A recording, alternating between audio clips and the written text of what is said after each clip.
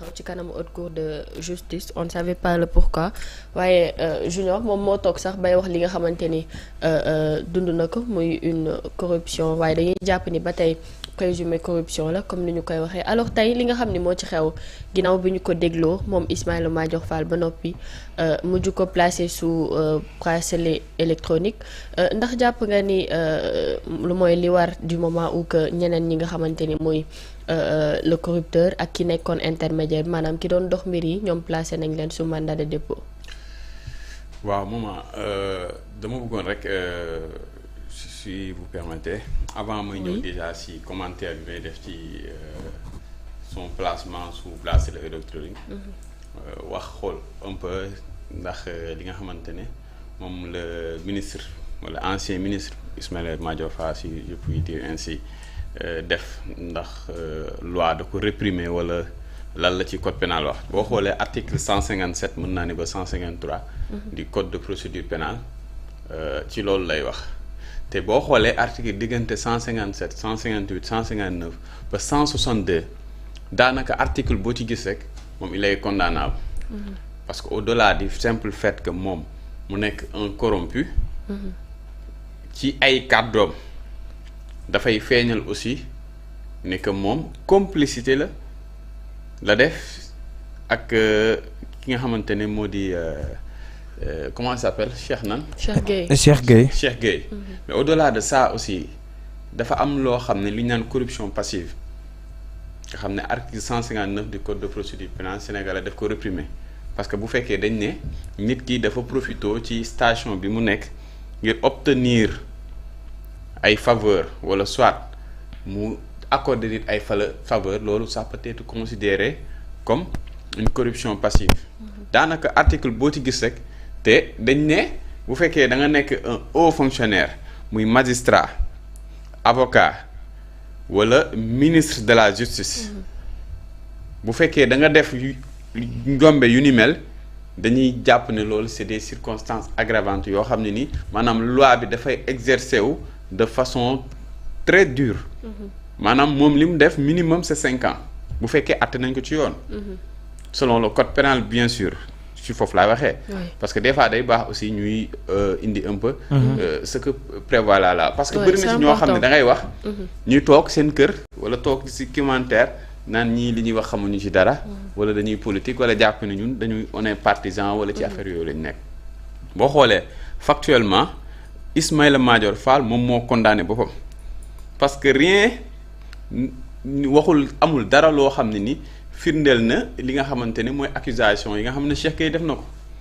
parce que mën na nekk wax contre wax rek mais en droit on dit que de principe la nag du article mais am na principe droit bi wax ne l'aveu est la reine des preuves moom moo dem accepter que ne il a reçu une somme ci ki nga xamante ne moom moo gagné woon marché bi nga xamante ne moom moo doon waroon constituer construction tribunal maintenant quand tu avoues man je pense que ne il n'y a même plus place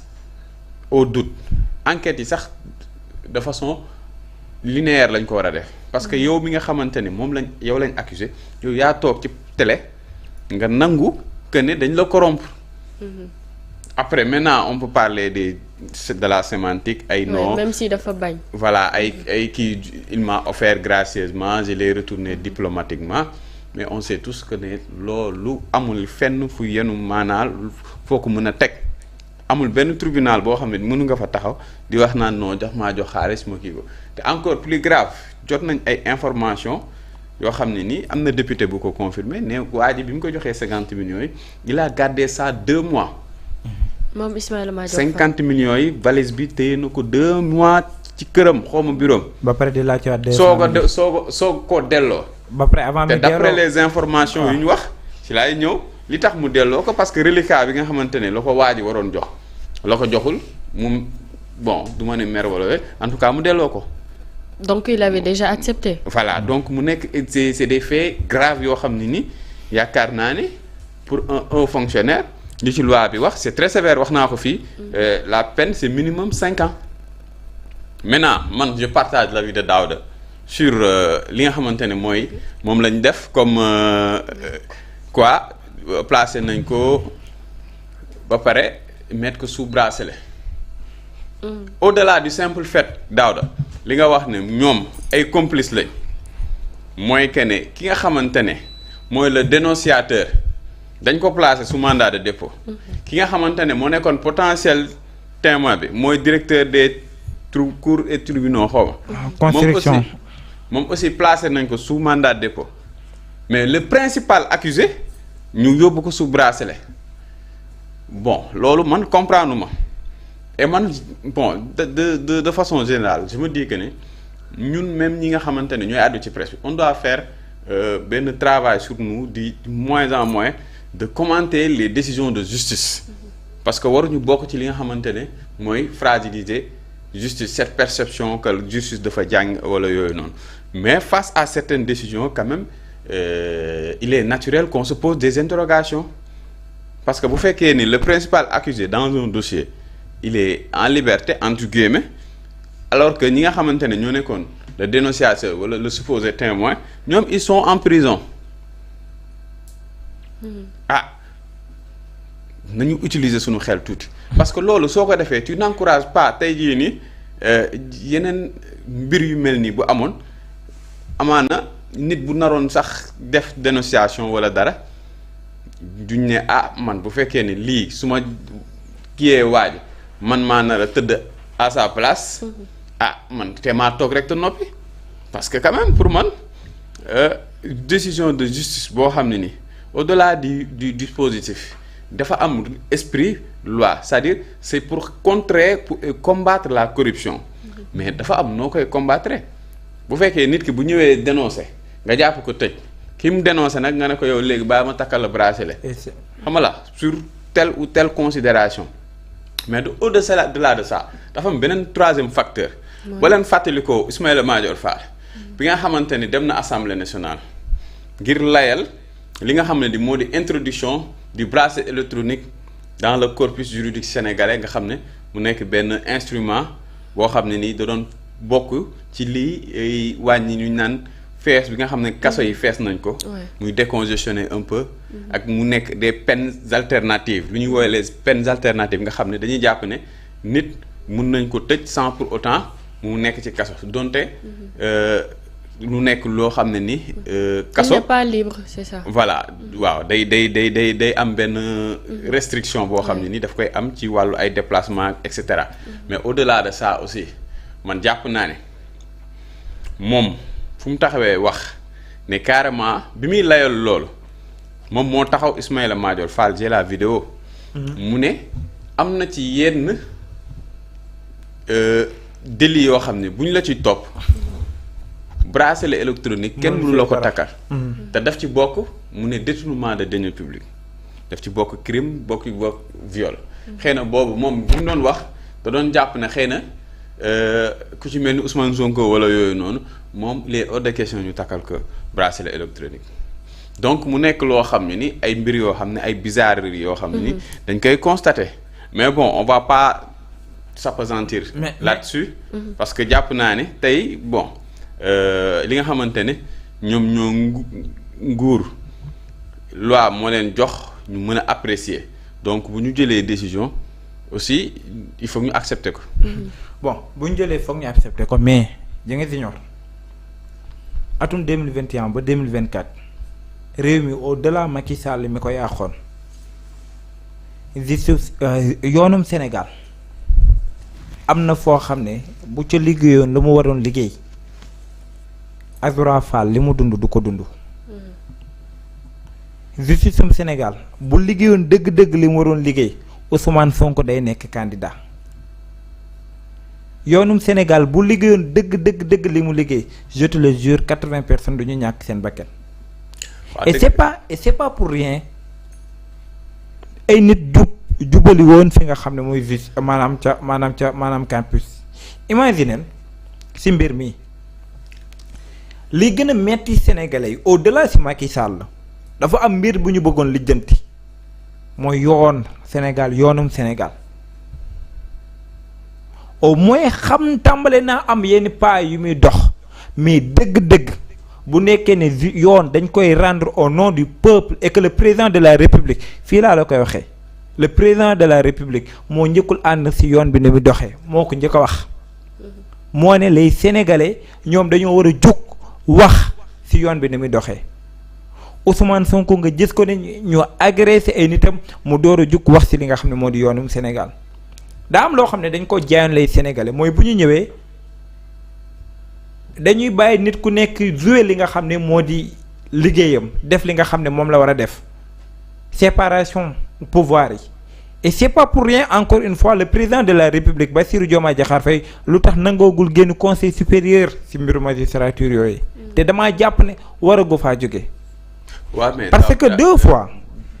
pour xool pardon. parce que damay bañ ñu glisser. sinon après duñ mës a jógee ci terrain boobu. doo glisser. na daaneel après nga ñëw Junior. bon voilà mais tey mbirum corruption niñ ko waree daan le cas de Ismaïla Madior man damaa jàpp ne daanu ku ñu ko parce que mbaa xam nga ne Sénégal de 1960 à nos jours li ñu gën a tàddeel corruption de see bokk. mais nag Daouda il faut nga accepter benn kii nga baal ma benn affaire xam il a été inculpé waxuñu ne Ismaïla Madior Fall defoo lii dañ ko inculpé haute cour de justice chambre d'accusation daf ko inculpé maintenant ci inculpation boobu noonu xëy na peut-être li nga doon xaar wala ñu përi ñu ngi doon xaar mooy peut-être ñu placer ko sous mandat de dépôt mais dañoo jël beneen alternative maanaam dañ ko takkal bracelet comme ni ñu ko defee woon El Malick Ndiaye mbaa xam nga ne defal ko Waly Diouf Bodian en fait fu may wax rek mooy que ne faut pas aussi ñu parce que dama jàpp ne comme ni ma koy waxee gis nga justice bi c'est-à-dire parce que le juge nee nañ il n'est lié que par les textes c'est-à-dire il rend des décisions de manière souveraine c'est-à-dire décision de justice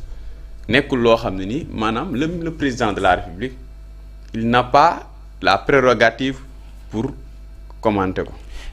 mais xam nga fu may waxee mooy que tey jii nii même su fekkee ne ñun d'accorduñ pour man comme ni ngay waxee ni justice Sénégal manifestement ñëpp constaté nañ que am na benn période man jàpp naa ne sax weesu na loolu boo xam ne sentir nañ une défaillance vraiment du service public de la justice. Maintenant il y a eu des avancées parce que mënuñu woon xalaat un ministre de la justice boo xam ne ni Sénégal dinañ xëy na peut-être dina dem ba di la inculper pour ay faits yu ni mel bu amee tamit bariwul donc pour man il y a eu des avancées parce que comme on dit faut pas jeter le bébé avec l'eau du bébé xam nga fu may waxee damay bañ ñu jàpp ne rek que ne kii parce que man honnêtement personnellement xëy na su doon man maay rendre décision wala man maay jël décision duma nangu ki nga xamante ne mooy le principal accusé dans un dossier de corruption ñu ne dañ koy libérer alors que ses co-accusés sont en prison mais tey dafay am ay décisions yoo xam ne ni des fois nit ñi duñ ko comprendre parce que des fois duñu am la véritable information bi nga xamante ne les juges am nañ ko à leur disposition. xam nga ñu bëri si la ñu basé ba placer ko sous bracelet. par exemple xam nga fa laay waxee xam nga la peut-être que moom je ne sais pas am na benn dossier médical boo xam ne nii. les gens ne l'ont pas. parce que des fois mën nga am un dossier médical. qui implique que ne yow. tu n'es pas fait pour la rigueur carcérale te des fois ñun du ñu am information yi gis nga dans dossier Azoura Fall ñu bëri ñu ngi kaas di ko politiquer ne non kii day nekk di saaga ku ko neex bu ñu demee tribunal ñu bàyyi ko alors que ñoom Abdou Nguer ak yooyu noonu ñu ngi leen place sous mandat de dépôt. J'ai dit ici keroog attention Azoura bi mu taxawee keroog lu tax juge bi bàyyi ko daf ko basé sur un dossier médical te wax naa ko suba ne soyez pas surpris que Farba Ngom ñu libéré ko. mais est-ce que justice. parce que yoon dafa am loo xam ne nii moo ko tënk. dañoo pardon. waaw pardon. justice doo ñëw jébbal ko kayit tey mu may la dëgg tey amul. si non pardon. non waxuma la non attends. non maa la ko non attends li nga waxee ne donc justice doo day mel ni comme si que dama ni la. que justice noonu lay fonctionner. j'ai pas dit ça. j'ai pas dit ça. xam nga li ma wax c'est clair dama ne. dossier médical mun nga ko présenter mu nekk benn acte boo xam ne day pousser à ce que le juge mu prendre des décisions te des fois ñun du ñu am yenn information yi loolu laay wax. d'accord. dégloonte pour mu leer oui allez-y. par rapport ak si mbir bi. xam nga lu tax duñu commenter li nga xam ne moo di décision justice d'accord parce que yoon dañ koy rendre au nom du peuple. et que loolu yoon moo ko wax maanaam nekkul ne loo xam ne dañuy kii yoon moo wax ne. que ne waaw may ma. non les décisions de justice. waa léegi may ma. waaw non en fait dama lay leeral rek. waa léegi may ma loolu du wax sa xalaat yoon moo ne amoo droit une décision de justice nga commenter ko. non boo ko defee mën nañ la ci jàpp mën nañ la ci tëj. d'accord yoon moo wax loolu. d'accord combien de fois.